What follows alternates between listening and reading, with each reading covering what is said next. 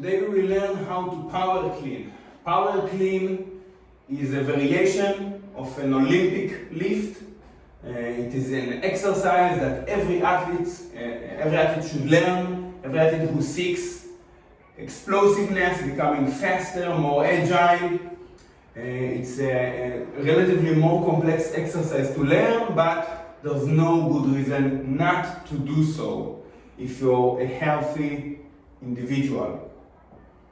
The reason we want to train a fast lift or a variation of the fast lift, which the Olympic lift are also called the fast lift, is we want the power production to be on track with the development of our maximum strength, our absolute strength. Doing strength training by itself gets you definitely bigger and stronger, but if you do not teach the motor units, the newly recruited muscle fibers, newly acquired muscle fibers, to move fast, to move explosively, they will not learn how to do so. Not by just doing strength training itself.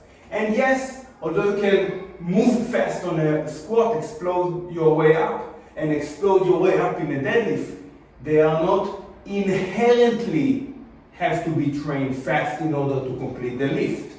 You can complete the lift with very minimal speed.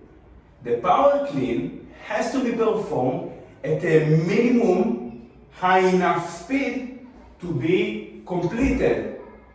So I can finish in a rack position to catch it. If it is not performed explosively, the lift is not complete. So inherently it has to be done explosively. And that's one of the main benefits of this exercise.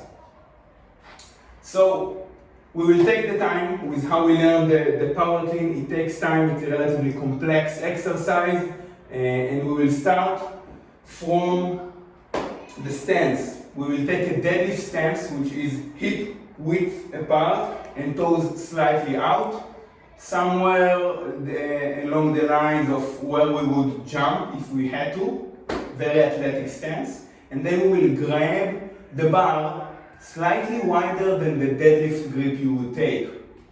Okay, I do one thumb from the knurling, the beginning of the knurling, and then I grip. That is my clean grip. We will start from the top to the bottom. This is the rack position. This will be your finishing position. The bar sits on top of the mid of my front deltoid and on the neck. It slightly suffocates you at the beginning. Don't worry, if you feel this way, you know that you racked it in the right position. It is not on my wrist like that, and this is not a shoulder press. Okay? It is on a shelf where the elbows are pushed forward and up. So it sits high on a shelf. That's the rack position. Now, this is called the hang position. The bar is hanging from my arms, hang position. Next is the jumping position. This is the place exactly on your thigh that the bar, from which the bar will contact and we will explode later on and jump to catch the bar. So I slightly bend the hips and the knees, and this is my jumping position. Above the knees, somewhere mid-thigh, I have freakishly long arms, but somewhere mid-thigh. It is not only knees, it is not only hips, it's both, a little bit of both. I unlock the hips and the knees. This is my jumping position. So your next step would be from here to jump and catch. Jump, catch. Again. Jump position, jump, catch. Don't bend your arms when you jump. Make sure they are fully straight, and only when you catch, you will bring it to rack position.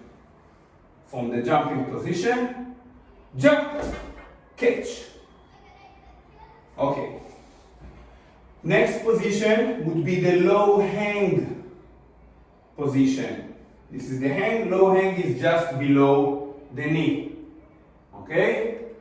From there, the next stage in your learning is to slightly go up, and when you hit the jumping position, you jump. Again, low hang, slowly go up, jump. One last time.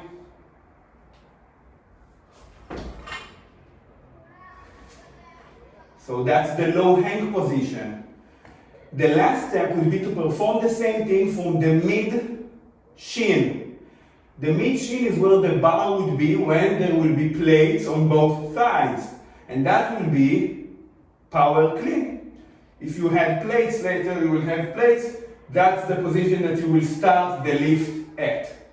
So mid shin, slowly go up. And when I hit the jump spot, jumping position spot, I jump.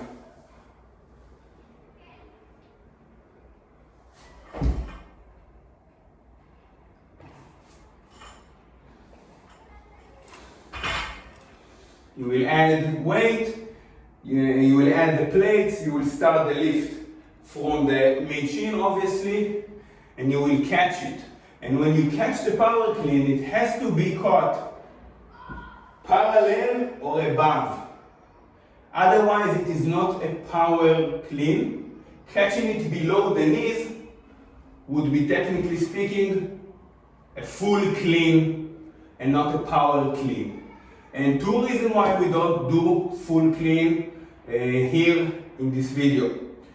Number one is the full clean is even more complex. You have to catch it very low in a full squat position, and you have to rapidly get under the bar. It's even more complex and unnecessarily more complex because that leads me to point B. In the power clean, and that's the reason why it is called power clean, you actually produce more power than the full clean variation. You move slightly less weight, but in a higher velocity. So you produce more power, and that's the reason we have this exercise in our program in the first place. So we perform power cleans instead of full cleans. We want the development of your power, in our case the power clean, hand in hand with the max deadlift, with the max squats. Your power clean should be around 50% of your 1 rep max. So when you will get better with the movement, slightly over time it will get around those numbers. So we know that max strength improvements goes hand in hand with the power production, your ability to produce force rapidly, to explode.